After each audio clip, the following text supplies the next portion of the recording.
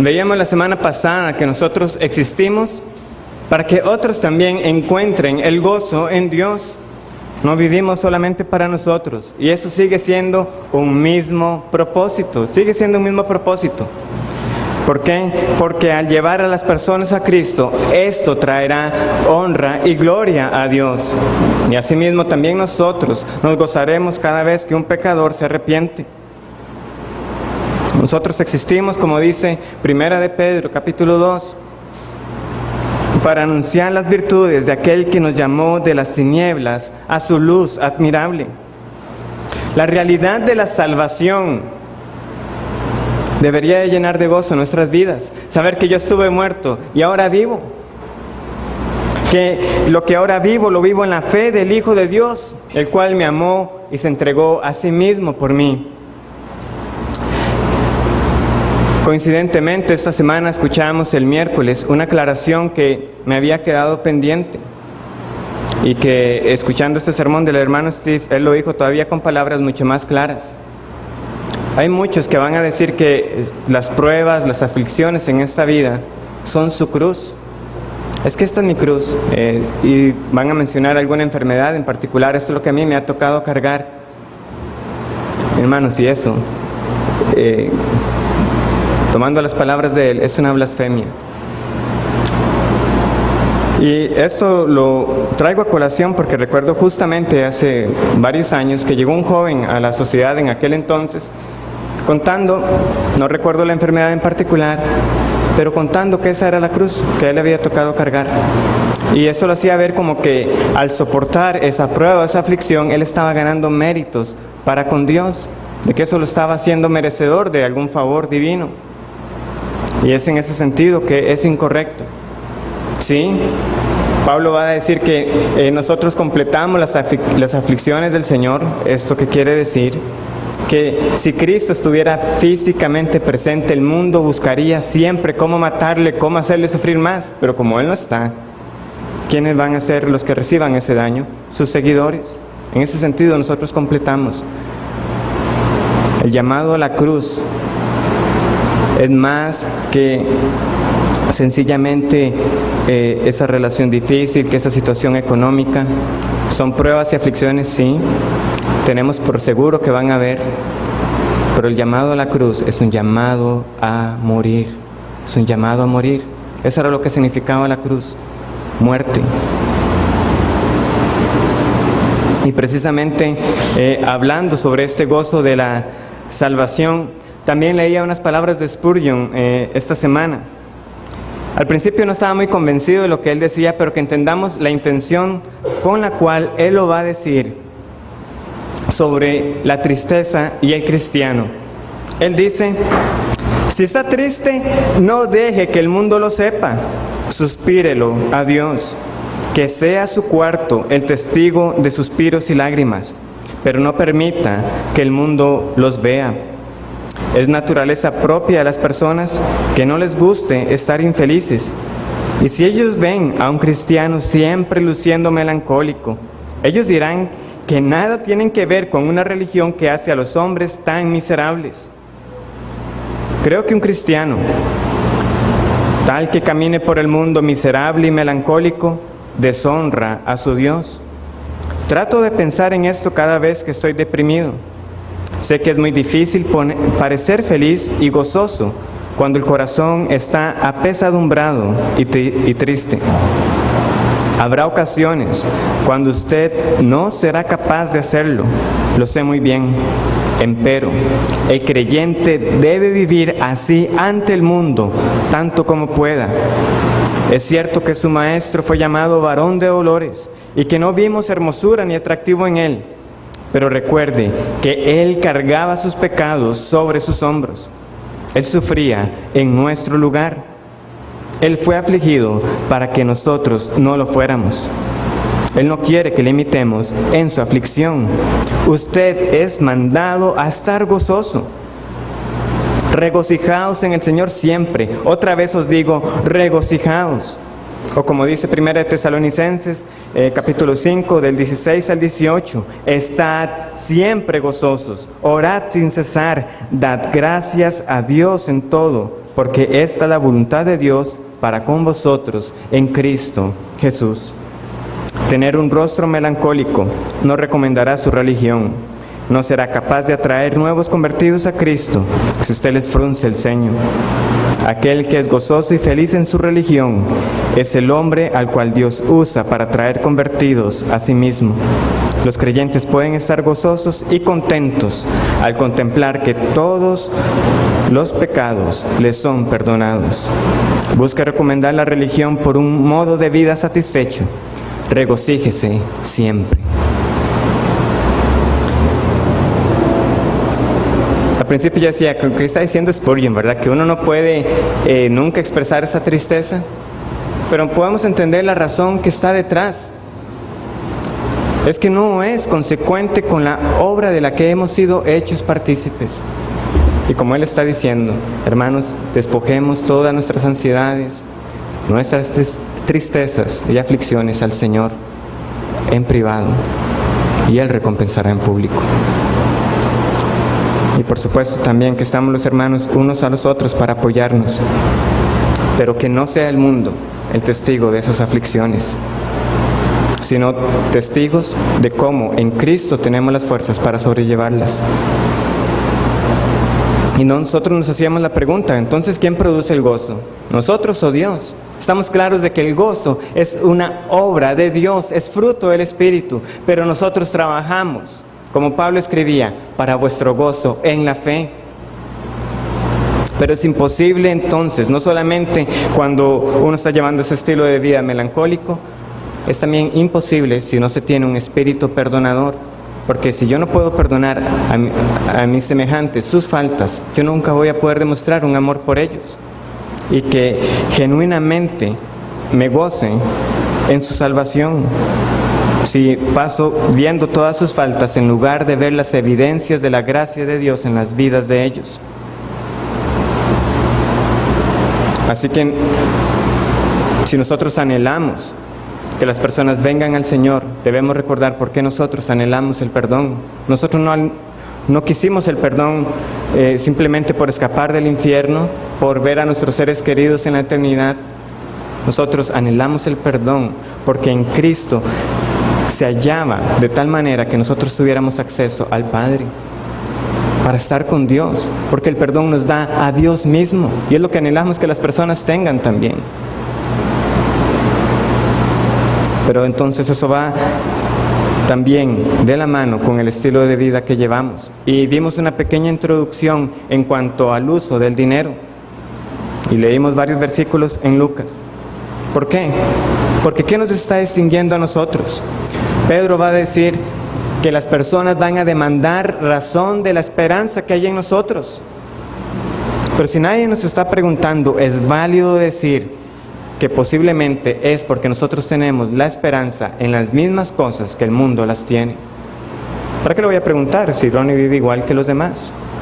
Se ve que él está persiguiendo lo mismo que los gentiles buscan. Como nos dice el Señor, vuestro Padre sabe que tienen necesidades de todas estas cosas, que los gentiles también buscan. Es nuestra prioridad buscar lo que el mundo busca también. Tenemos como objetivo entonces esta mañana esforzarnos para usar nuestro dinero para demostrar el valor y la dignidad de Jesús.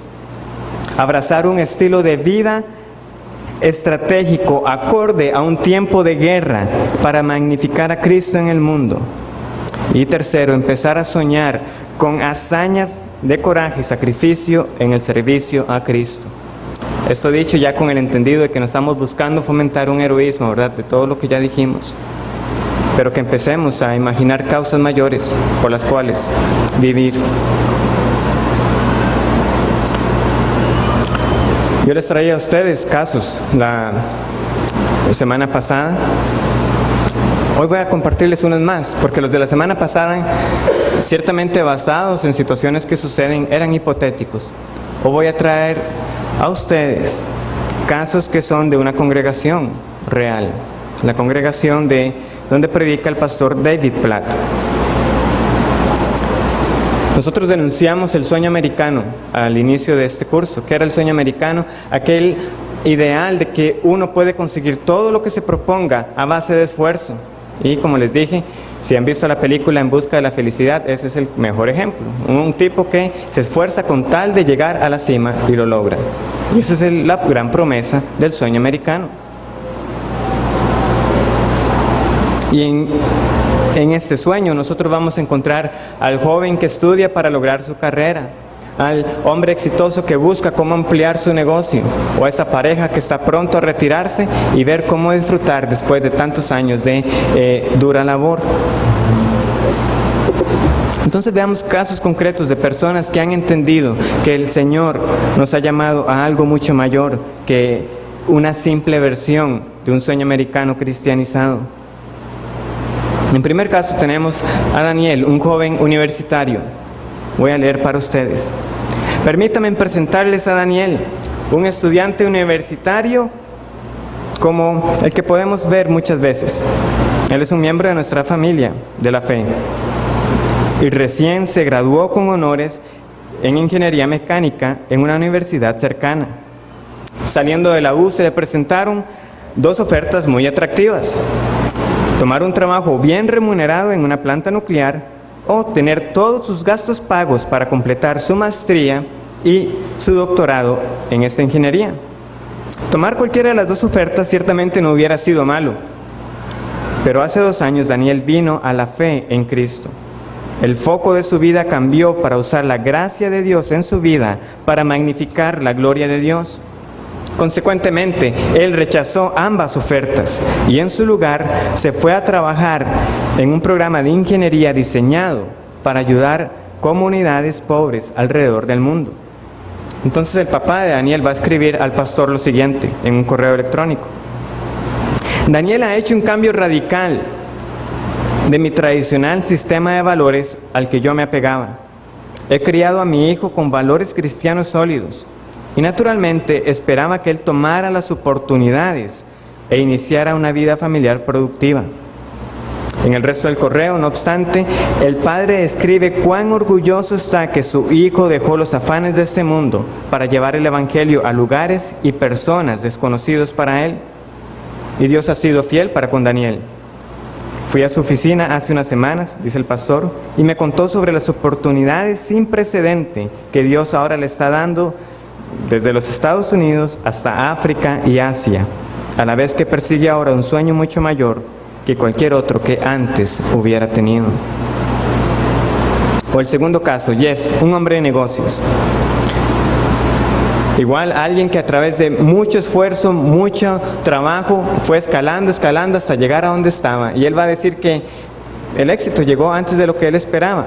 Pero ¿qué sucedió con este hombre? Él va a entender que el éxito en el reino de Dios no es hacia arriba, es yendo hacia abajo. Y eso es lo que él va a escribir en un testimonio a sus empleados. Mi carrera ha sido un completo remolino, de tal manera que el éxito llegó mucho antes que lo hubiera podido anticipar. Estoy pagando en impuestos más de lo que yo hubiera pensado ganar en un año. He sido increíblemente bendecido. Mi esposa ya no tiene que trabajar fuera, ahora está en casa. Luego compré nuestra casa en el preciso vecindario donde siempre quisimos vivir. Compré un BMW, compré una gran casa en la playa donde tenemos vacaciones grandiosas. Y encima de todo esto, estaba desarrollando una empresa que realmente amaba en una industria que me apasionaba. Pero algo faltaba en mi vida y no podía descubrir qué era. He sido cristiano desde que tenía 7 años, pero en mi búsqueda por negocios y el éxito, de cierto modo reemplacé buscar al Señor y su justicia con el éxito en este mundo. Entonces algo pasó el año pasado que cambió mi vida. Estuve en un botadero de basura en Tegucigalpa, Honduras. Vi hombres, mujeres y niños que vivían en un vertedero, donde buceaban por comida y techo. Humillado por la realidad de padres criando hijos en un vertedero, el punto de quiebre fue cuando una mujer con unos 8 meses de embarazo caminó cerca de mí buscando comida. No sabía qué era peor, el hecho que el bebé sería concebido en un vertedero o que sería criado ahí. En medio de esta escena, Dios me preguntó: ¿Qué harás con lo que te he dado? ¿Cómo usarás tu influencia, tu liderazgo y tus recursos en el mundo que te rodea? Y por primera vez Jeff se dio cuenta que Dios tenía un propósito para su vida mucho mayor que su búsqueda por el siguiente reto en los negocios. Entonces Jeff decidió volverse del sueño americano. Todavía conduce su negocio y gana mucho dinero, pero ya no para sí mismo. Él y un par de hombres más en esta familia de la fe han iniciado un ministerio que trabaja con otras iglesias locales alrededor del mundo para proveer agua potable en comunidades donde miles mueren cada día producto de enfermedades por el agua contaminada y que pueden ser enfermedades prevenidas. Juntos están descubriendo que Dios está comprometido con proveer recursos abundantes para apoyar a aquellos que viven según su propósito. Tercer caso, Ed y Patty, una pareja que están cercanas a retirarse. Están en la década de los 70 y se les presentó toda una multitud de opciones sobre qué hacer juntos en su retiro. En respuesta, ellos escogieron una ruta inusitada. Este año, el año que fue escrito el libro, en el 2005, entre julio y octubre, Ed y Patty estuvieron en su casa solamente 11 días. No estuvieron en casa porque estuvieran ayudando a necesitados en las ciudades afectadas por inundaciones en los Estados Unidos, que ese año fue muy afectado por ello, sino que andaban en Nigeria. Y Ed se fue solo a Sri Lanka, donde cocinó para los hambrientos en medio de una lucha de rebeldes. Ed me dijo que Patty por lo general viaja con él, pero que no le gusta dormir en camiones en medio de una lucha de rebeldes, por lo que esta vez sí fue solo. Él me dijo, es que ¿qué más voy a hacer con mi retiro? Voy a decirle a tantas personas como pueda sobre el Evangelio. Último caso, Jamie, una mamá.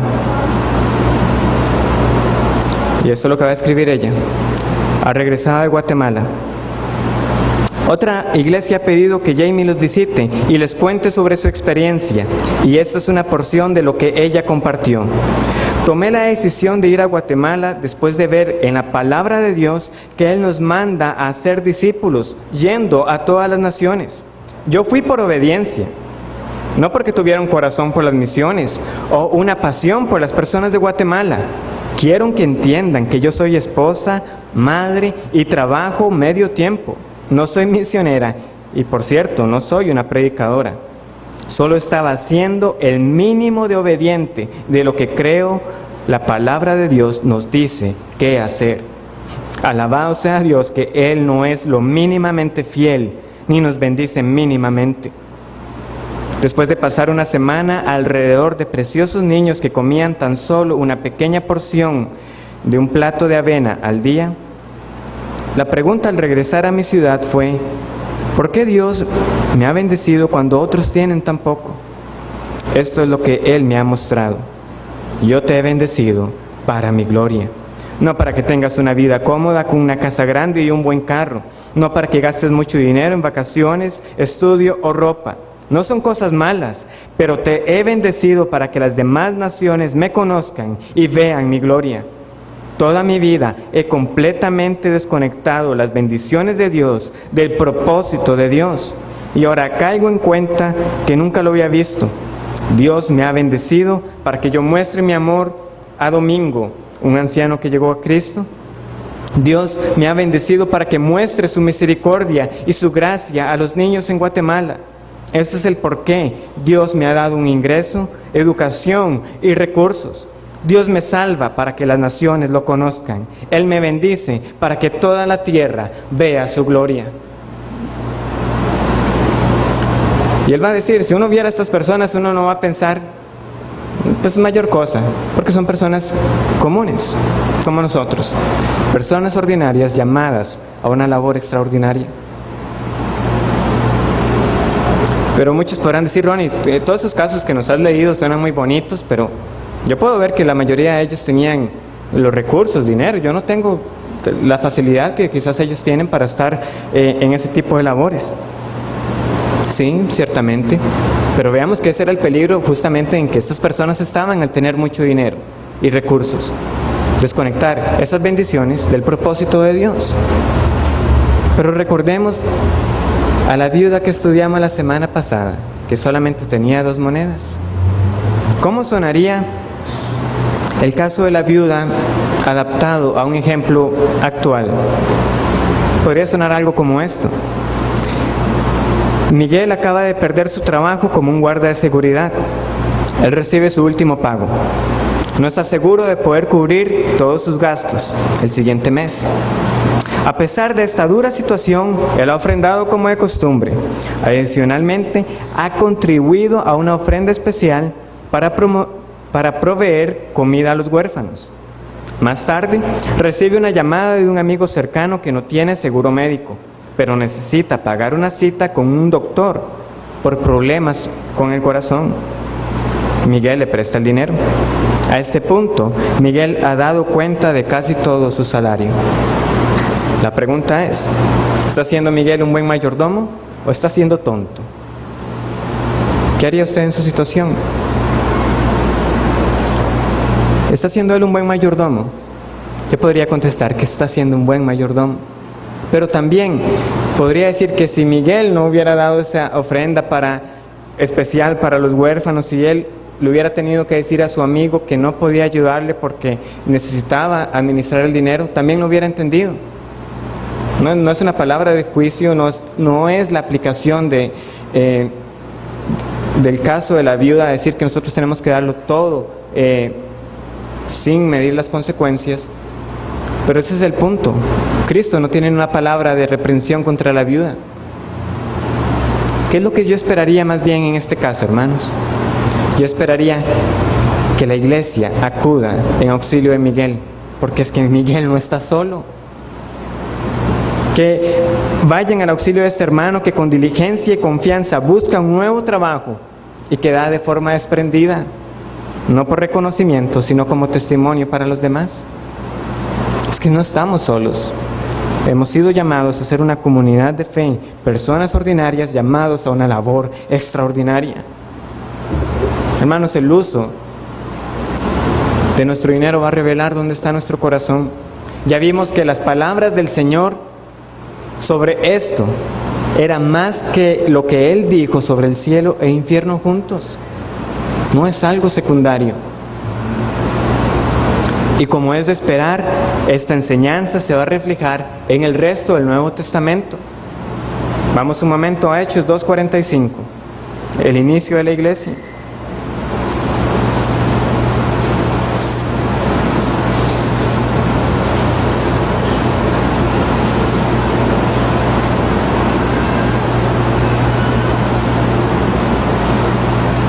¿Qué sucede? Después de que Pedro predica y el Espíritu convierte los corazones de una multitud, y vendían sus propiedades y sus bienes y los repartían a todos según la necesidad de cada uno. Eso es el inicio de la iglesia. ¿Qué va a escribir Pablo en sus cartas a las iglesias? Busquemos un momento 2 de Corintios. 2 de Corintios, capítulo 8.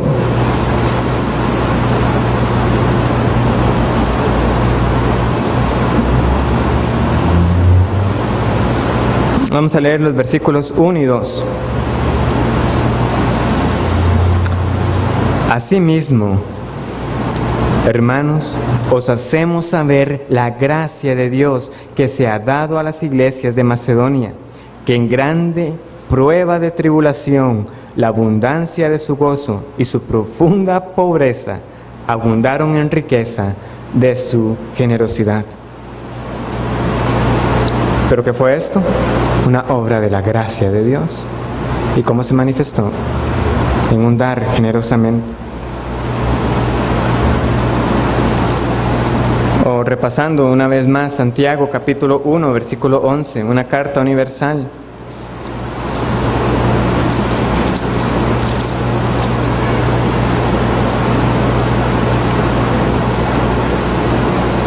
¿Qué le tiene que recordar Jacobo a estos hermanos que están dispersos, que están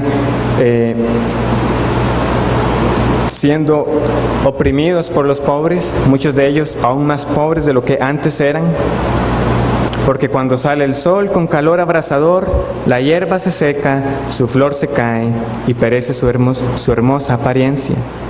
Así también se marchitará el rico en todas sus empresas. Es algo temporal, es algo temporal. El uso del dinero revelará dónde está nuestro tesoro.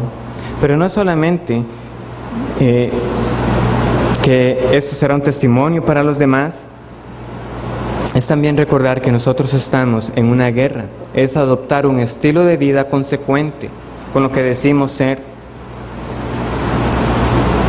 Y volviendo a la aclaración de la lección anterior, cuando estamos hablando de estar en guerra, cuando hablamos de tomar estas decisiones que conllevan un riesgo, no estamos promoviendo un estilo de vida ascético, no estamos diciendo que no se puede disfrutar de las bendiciones de Dios, de que no hay un espacio para la recreación, para el descanso. No es eso. Pero este énfasis es necesario porque más bien la mayor parte del tiempo vivimos como si estuviéramos en un tiempo de paz y no en tiempo de guerra. Porque nosotros nos aferramos a las bendiciones de Dios y se nos olvida que hay una batalla que hay que estar peleando. Como bien se nos recordaba también hace un par de domingos en la noche. ¿Por qué entonces un tiempo de guerra y no decir que vamos a vivir con sencillez, que vamos a llevar un estilo de vida sencillo?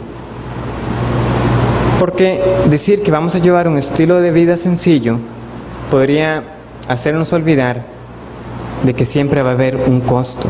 Es decir, no solamente es que no vamos a llamar a lujos innecesarios necesidades, de que vamos a procurar hacer un buen uso de los recursos, es que a veces va a haber un costo, va a haber un costo.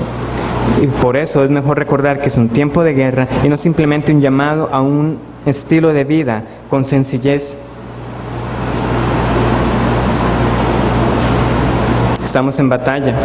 Cada día somos bombardeados por el mundo. De tal manera que, hermanos, si nosotros no estamos alerta, estamos en un 2x3, se nos olvida que somos peregrinos y estamos llamando a este planeta, a este lugar, hogar. Que de un momento a otro, cuando vemos cosas que realmente uno dice, esto no es necesario, esto es un lujo innecesario, y cuando caemos en cuenta, lo estamos llamando, es que lo necesito. Es una necesidad ahora. Debemos estar alerta. Pronto olvidamos a los muchos que mueren por la causa de Cristo y a los muchos que mueren sin Cristo. Y nos hundimos en esta ola de pensamiento enfocada en lo que el hombre puede hacer y no en lo que Dios ha hecho y puede hacer. Y por eso hoy vamos a estar viendo algunos hechos históricos basados en guerras que han sucedido. La mayoría, bueno, todos van a ser tomados prestados porque por nuestro trasfondo nosotros no tenemos esos relatos de guerra como si los podemos ver en otros países. Y que hay que reconocer que culturalmente eso añade también una situación particular en Costa Rica. O sea, la independencia nos llega en una carta, o sea, no estuvimos peleando por ella. Nos llegó una carta diciendo, ustedes son independientes. Ah, mira, qué bien. Llega entonces la batalla de Santa Rosa y es lo que se ve como más cercano a defender la independencia. Ahí sí salimos a batallar contra los filibusteros y defendimos nuestra soberanía y demás. Y sí, hubo pérdidas, pero es como lo más allá. Realmente cuando uno ve lo que ha costado esa vida en libertad a muchos países, a nosotros nos ha costado nada. Y tenemos entonces esa idea de que somos un país de paz, de que aquí no sucede nada malo. Aunque claro, está luego esa sensación de inseguridad y que vivimos tras las rejas y demás, pero el punto es, no tenemos muy claro lo que es el costo de una guerra para un país. No lo tenemos.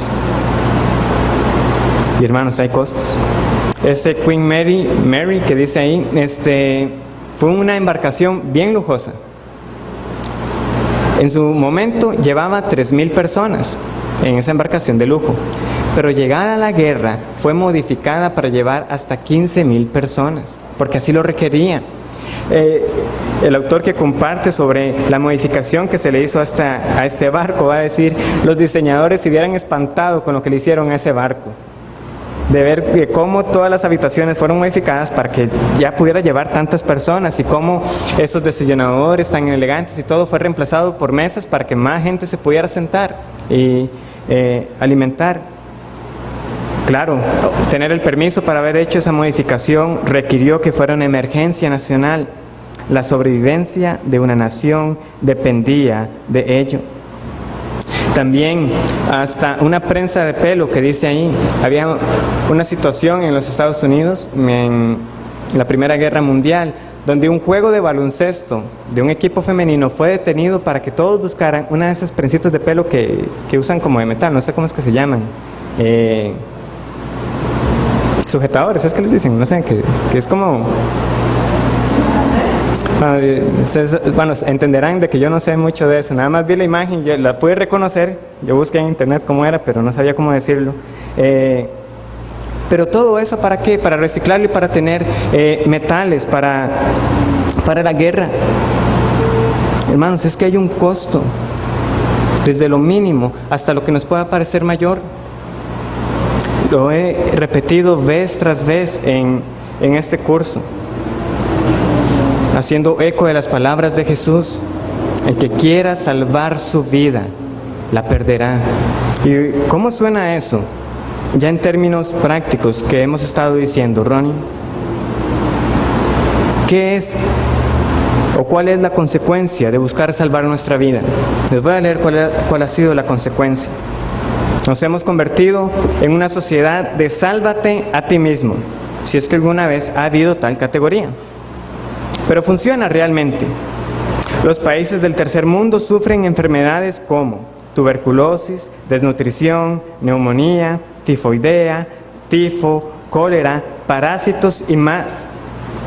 Pero una nación pudiente como los Estados Unidos ha virtualmente inventado todo un nuevo conjunto de enfermedades: obesidad, arteriosclerosis, enfermedades del corazón, apoplejía, cáncer del pulmón, enfermedades venéreas, cirrosis, drogadicción, alcoholismo, divorcio, maltrato infantil, suicidios. Usted escoja. Las máquinas que ahora nos ahorran trabajo se han vuelto máquinas que matan nuestro cuerpo. Esta riqueza ha traído movilidad del núcleo familiar, pero también aislamiento. Como consecuencia, las cortes de divorcio, las prisiones e instituciones mentales están inundadas. En buscar salvarnos, nos hemos prácticamente perdido a nosotros mismos. Y eso sigue siendo la mentalidad del ser humano. Más tecnología para seguir resolviendo nuestros problemas que la misma tecnología ha creado.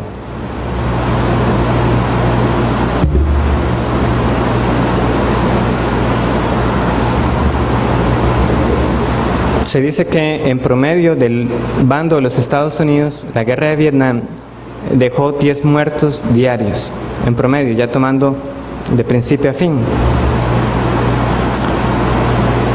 Pero resulta que por cáncer en ese país mueren 1.500 personas. Eso sería el equivalente a 150 guerras de Vietnam. Y él va a decir, ¿y vivimos como si no estuviéramos en guerra? ¿Estoy diciendo que tenemos una guerra contra las enfermedades? No, hermanos, sabemos que esta guerra es de carácter espiritual, pero en las enfermedades hay todo un campo para uno ser un misionero también, una misión médica, que como creyentes nosotros podemos ministrar, ya sea como enfermeros, como médicos o como científicos, investigando cómo aliviar las enfermedades de muchas personas. no con la perspectiva del mundo, de los científicos seculares, de que están viendo cómo prolongar la vida en esta tierra, cómo hallar ese secreto de la eterna juventud, cómo no morir. No ese es el énfasis, es cómo ministrar a los necesitados, a los enfermos en este mundo. Porque nosotros lo haríamos con la esperanza de que sabemos de que vendrá el día en que estos cuerpos serán glorificados y ya no habrá más necesidad de médicos. Seremos libres de cuerpos de corrupción y tendremos cuerpos glorificados, donde el Señor enjugará toda lágrima. Pero esta lucha contra la enfermedad, por decir un caso, y contra el sufrimiento, es en aras de mostrar la belleza y el poder de Cristo. Pero personas mueren, ¿y cuántos vemos en ello una oportunidad para nosotros ministrar? ¿Vivimos en paz o vivimos en guerra? Eso va a cambiar el enfoque de nuestras preguntas. El que está en guerra siempre se va a preguntar, ¿qué puedo hacer yo para colaborar por la victoria? ¿Qué puedo hacer para que esta causa avance? ¿Qué sacrificios va a requerir para asegurar el gozo, el triunfo? Pero en tiempos de paz, uno lo que busca es evitar. No hagamos eso para evitar el conflicto. Dejemos todo como está para no perturbar el orden de las cosas. Y si es posible, también evitar el pecado. Pero hermanos, una vida con esa ética de evitar no despertará a nadie para que vea a Cristo. Evitar los problemas y evitar un estilo de vida libertino, un estilo de vida licencioso, hermanos, eso lo hacen muchos pecadores. Hay pecadores, hay incrédulos, disciplinados que evitan las mismas cosas que un creyente debe evitar. Jesús nos llama a algo más radical que eso.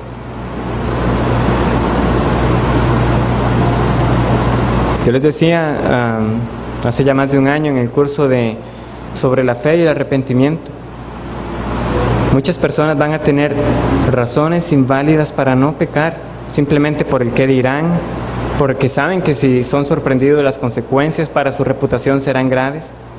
Pero eso no es arrepentimiento, eso no es buscar una vida de santidad.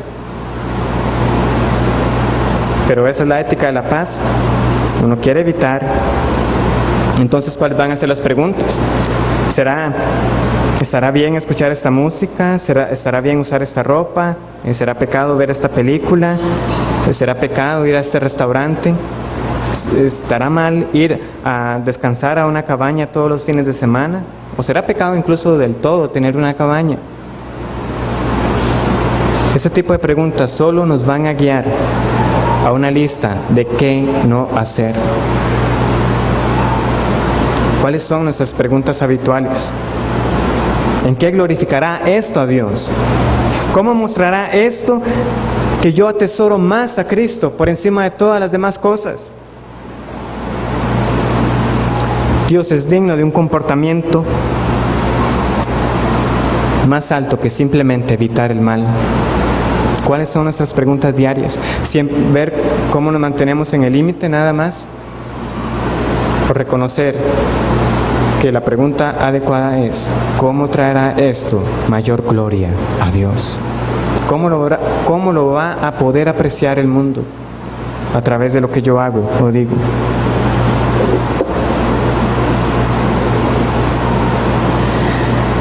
Hace unos días compartí esa expresión.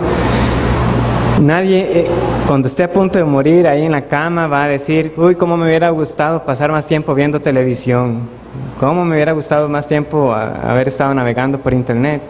Uno puede buscar cuáles son los lamentos más comunes cuando la gente va a morir. Me hubiera gustado pasar más tiempo con mi familia, o me hubiera gustado no haber trabajado tanto y haber pasado más tiempo con mis hijos. Me hubiera gustado no haber vivido con el temor de qué iban a decir las demás personas si yo tomaba X o tal decisión, o me hubiera atrevido a amar más y mejor, cosas como esas. Nadie va a decir ese tipo de cosas cuando esté a punto de morir. Y sin embargo, hermanos, es en lo que nosotros estamos gastando tanto tiempo. Esa era la intención con la hojita, que nos diéramos un panorama, una idea. ¿Qué está gastando nuestro tiempo cada día? Y sin embargo, si el Señor llamara a muchos este mismo día, ¿qué es lo que van a poder decir?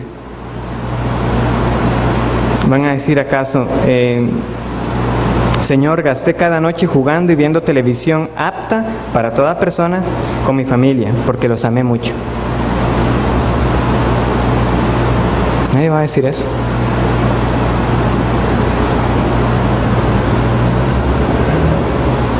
Porque es que cuando ya está la persona en el lecho de muerte, es que va a decir entonces, me hubiera gustado estar más tiempo con mi familia, o etcétera. Porque el dinero ya se ve como lo que es, como algo inútil para un gozo eterno. Machen nos lo decía sin tapujos la semana pasada: disfrútenlo, y disfrútenlo bien, cada céntimo, porque ustedes serán mendigos por toda la eternidad.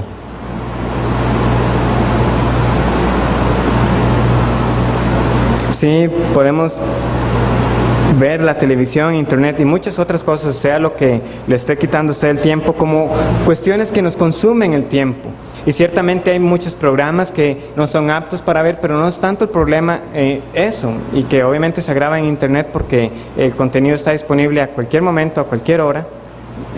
No tiene las restricciones de que todavía se sujeta a la televisión en cierto punto. Pero es que aún si uno tiene claro de que está evitando todo tipo de programación que está calificada como no apta para toda persona, el hecho es que nos adormece, hermanos, nos da las cuestiones preparadas, no invita a pensar. Uno prefiere ahora ver un video o ver la película en vez de ir y leer el libro. No hay pensamiento, no hay un desarrollo de la reflexión. Uno va a ver una noticia y si hay un video, mejor le hace clic al video para ver de qué era la noticia. No va a leer. Y no solamente eso, sino que está provocando en nosotros de que cada vez seamos menos impresionados. ¿Por qué? Porque nos fragmenta. Así como uno puede estar viendo las noticias en un momento, una noticia desgarradora, una familia que está sufriendo, y uno se trata de por empatía, ver realmente qué doloroso lo que está pasando, y se va a comerciales y que hay un anuncio de desodorante o un anuncio de vacaciones. Y se pasa de un estado a otro como si nada, y ya pronto uno ya no se conmueve con nada. Cada vez va a necesitar una mayor manipulación para verse sorprendido. Así está uno, de los que están en internet, están escuchando un sermón impactante, están siendo exhortados, y de repente un clic y un video de mascotas, un video de bebés, y ¡ay, qué bonito! Y se pasó de un estado a otro como si nada. Ese es el gran riesgo. Ya nada nos sorprende. Un autor va a decir que Dios ha perdido su peso o relevancia, que ya no es importante. Y eso basta ver con cuál va a ser la portada de un día hoy domingo. La portada del partido del día anterior. Nosotros no esperamos ver una noticia diferente. Eso es lo que ocupa la atención de las personas. Aquellos, estas son palabras de un autor, aquellos encuestados que afirman creer en la existencia de Dios no lo consideran más interesante que la televisión. Sus mandamientos son menos autoritativos que sus apetitos por la influencia y por la afluencia de bienes. Y su juicio, el juicio de Dios, menos asombroso que la publicidad llena de halagos y mentiras. La gran mayoría de nosotros ya no conoce lo que es un mundo sin televisión, así como los pequeños que están creciendo ahora no se van a imaginar qué es un mundo sin internet. Y muchos de nosotros, ya incluso que lo usan a diario, se preguntan, pero es que ¿cómo hacían antes sin internet? Estamos hablando de no más de 20 años. Queremos saber cómo hacían antes. Hermanos, leamos biografías de personas que vivieron antes entonces y nos daremos cuenta de qué hacían. Yo recuerdo un anuncio en un fascículo educativo, no recuerdo si de La Nación o Al Día, hace muchos años. Y claro, obviamente en esos fascículos no son gratis por algo, ¿verdad? Venía siempre publicidad inserta en algunas páginas. Y una decía, mamá o papá o algo así como, ¿qué hubiera hecho Einstein con una computadora? Entonces ya viene el anuncio y obviamente para que el chiquito vaya y le diga a la mamá. Y yo me decía, no, aquí hay algo mal. O sea, la computadora no me va a hacer más inteligente. Obviamente yo en aquel tiempo no tenía una, pero yo siempre recordaba un ejemplo que una maestra había dado de un muchacho que había triunfado solamente leyendo, y que leía fragmentos de lo que se encontraba, porque no tenía ni para comprarse libros. Pero con todo esto, obviamente ya años después, no es solamente que la computadora en sí, es que hay que ver la pregunta de otra manera. No es tanto qué hubiera hecho Einstein con la computadora, es qué hubiera dejado de hacer, porque hubiera sido una mente muy brillante, como hubiera sido, pero si se hubiera dedicado a perder el tiempo, como nosotros lo hacemos con estas máquinas, ya les cuento que no hubiera llegado a hacer la mayor cosa. Que dicha, más bien que no tuvo una computadora.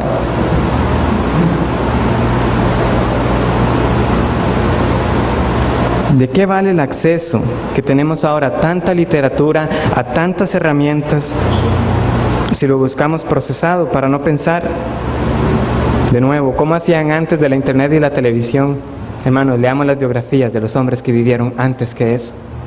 Edwards, McChain, Brainerd, Hudson.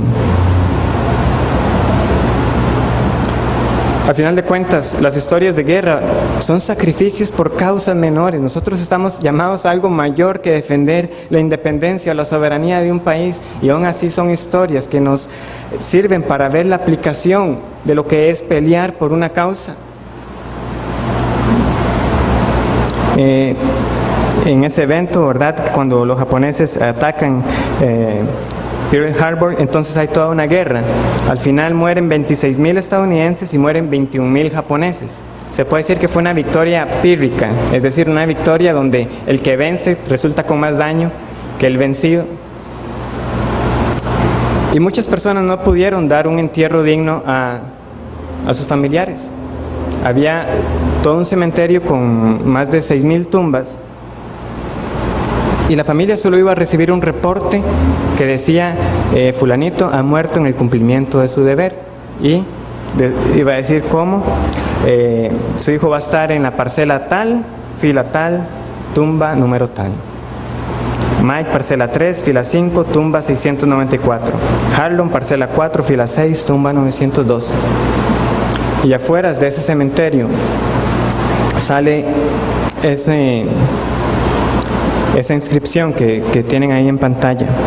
Cuando vayas a casa, en nuestro lugar, dile a ellos, por vuestro mañana hemos dado nuestro hoy.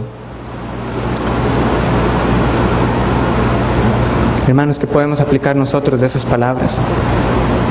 Que nosotros podamos decir lo mismo a las personas. Y en el día final, he hecho todo lo posible por su mañana, no un mañana en este mundo, sino por una mañana, o por mañanas incontables en la eternidad. Pero para eso yo he dado mi hoy. Porque ¿para qué más estamos? Hay otro evento que sucedió en la Segunda Guerra Mundial. Van dos soldados, uno de ellos recibe un disparo por la garganta, el otro trata de salvarlo, pero es tanta la sangre que le es imposible llegar con la arteria para detener el sangrado. Él decía, yo lo intenté todo, pero llegó el momento en que esta persona, la que estaba muriendo, lo ve a los ojos, le tomó el brazo, y aunque no podía hablar, él entendió la expresión. Él me dijo, está bien, y murió. Nosotros podemos ser como esos dos soldados, que en el día final digamos, hermanos, yo lo intenté todo, pero ya cuando vayamos a morir podemos decir con toda confianza, está bien, porque para mí el vivir es Cristo y el morir es ganancia. Quedamos acá. ¿Qué es lo que va a seguir? ¿Dónde es que por lo general se va a librar esta guerra? Para muchos de nosotros va a ser en el trabajo, y es lo que vamos a ver la otra semana. Cómo glorificar a Dios en nuestros trabajos. Que el Señor los bendiga, hermanos.